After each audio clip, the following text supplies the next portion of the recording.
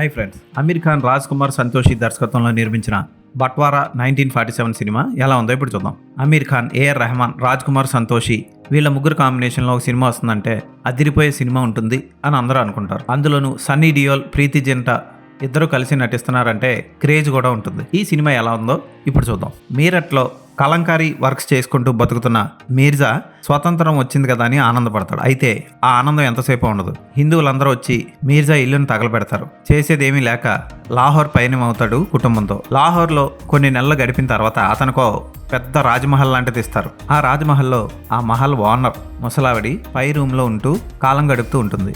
ఆమెను వెళ్ళగొడదామని చూస్తారు మీర్జా దంపతులు. కానీ ఆమెతో పాటు కలిసిపోయి ఓ కుటుంబంలా ఉంటున్న తరుణంలో లాహోర్లోని ఒక లోకల్ గూండా మీర్జా కొడుకుతో కలిసి ఆ బామ్మని ఎలాగైనా సరే ఆ ఇంట్లోంచి పంపేయాలని ప్రయత్నాలు చేస్తారు.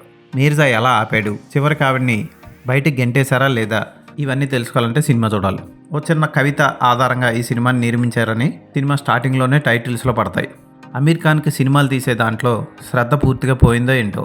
రాజ్ కుమార్, సంతోషి ఎప్పుడో అవుట్డేటెడ్ డైరెక్టర్ అయిపోయాడు. వీళ్ళిద్దరూ కలిసి టీవీ సీరియల్ కంటే ఘోరమైన సినిమాని తీశారు. సినిమా జరుగుతూనే ఉంటుంది, తర్వాత ఏం జరుగుతుందో కూడా మనం ఈజీగా చెప్పచ్చు. కొన్ని క్యారెక్టర్లు ఎందుకు వస్తాయో ఎందుకు పోతాయో తెలియవు. అక్కడ అసలు ఏం జరుగుతుందో మనకు ముందే తెలిసిపోయినప్పుడు ఇంట్రెస్టే ఉండదు. అలాగే సాగింది ఈ సినిమా. ఇక అంతా బాగుంది అనుకునే లోపు సినిమా అయిపోద్ది. ఆ క్లైమాక్స్ ఏంటో కూడా మీరు ఊహించుకోవచ్చు.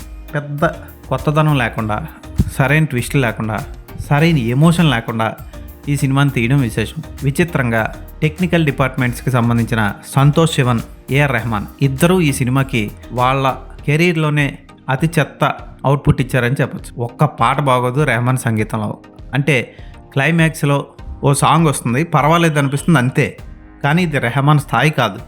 బ్యాక్గ్రౌండ్ స్కోర్ కూడా అలాగే ఉంది. రెహమాన్ అయినా ఇచ్చాడు అన్న ఫీలింగ్ కలుగుతుంది. ఒక ఫైట్ సీన్లో చావా సినిమాలో బ్యాక్గ్రౌండ్ మ్యూజిక్ వాడేశాడు. ఇక అవన్నీ పక్కన పెడితే యాక్షన్ సన్నివేశాలు సన్నీ డియోల్ స్థాయిలో ఉన్నాయి. అవే కొంచెం బెటర్. 2 ఫైట్లు ఉంటాయి, ఓకే అనిపిస్తాయి. ప్రీతి జింటా, సన్నీ డియోల్ తమ పాత్రలకు న్యాయం చేశారు, కానీ వాళ్ళ మధ్య గొప్ప సన్నివేశాలు కానీ మంచి సీన్లు కానీ లేవు. సన్నీ డియోల్ కొడుకు 0 ఎక్స్ప్రెషన్స్తో సినిమా అంతా నడిపించేశాడు. అతను యాక్టింగ్లో మళ్ళీ ఒక 2-3 సంవత్సరాలు ట్రైనింగ్ తీసుకుంటే బెస్ట్. ఇక అలీ ఫజల్ వస్తాడు పోతాడు, పెద్దగా చేసిందే ఉండదు. అతని లవ్ స్టోరీ ట్రాక్ కూడా అంతగా కుదరలే. చాలా అవుట్డేటెడ్ సినిమా, ఎప్పుడో రావాల్సిన సినిమా. కాన్సెప్ట్ బాగుంటుంది, కానీ దానికి తగ్గ ట్విస్టులు కానీ ప్రేక్షకుడిని కుర్చీకి కట్టి పడేసే స్క్రీన్ ప్లే కానీ లేదు ఈ సినిమాలో. ఒక అద్భుతమైన సంగీతం లేదు. సన్నీ డియోల్, షబానా ఆజ్మీ మధ్య వచ్చే సన్నివేశం ఒక్కటే బాగుంది సినిమా మొత్తానికి. ఆమె ఇల్లు వదిలి వెళ్ళిపోయిన తర్వాత ఆమెను ఇంటికి తిరిగి తీసుకొచ్చి చెప్పే చిన్న డైలాగ్ ఆకట్టుకుంటుంది అంతే. అక్కడే కొంచెం కలవెంట నీళ్ళు వస్తాయి. మిగిలిన ఎక్కడా కూడా అంత గొప్పగా లేదు. సినిమా ఆకట్టుకోలేదు. అభిమన్యు సింగ్ విలనిజం పరమ పూర్గా చండాలంగా రాశారు. ఎడిటింగ్ కూడా చాలా చేయాల్సి ఉంది. ఇంటర్వెల్లో పడాల్సిన సన్నివేశాన్ని క్లైమాక్స్లో వేశారు. అంటే ఎంత సాగిందో సినిమా అర్థం చేసుకోండి. ఈ సినిమాకి నేను ఇచ్చే రేటింగ్ 1.5/5. ఈ సినిమా హిందీలో థియేటర్లో రిలీజ్ అయింది.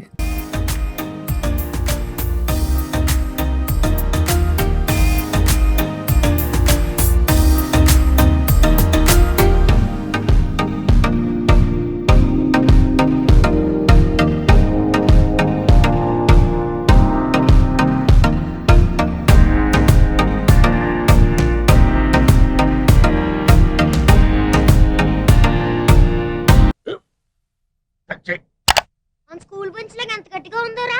కొట్రా, కొట్టు, పర్లేదు, కొట్టు. అబ్బా చైన్ పెట్టేసింది బాబాయ్. నీకు నొప్పి. ఏంటి నువ్వు కొడతావా? కమా బిట్ మీ యార్. వద్దు బాబాయ్. వాణ్ణి నేను కొట్టడం లేదమ్మా, వాణ్ణే నన్ను కొట్టమంటున్నాను. నువ్వేం కంగారు పడక్కర్లేదు. అడుగుతావేంటి?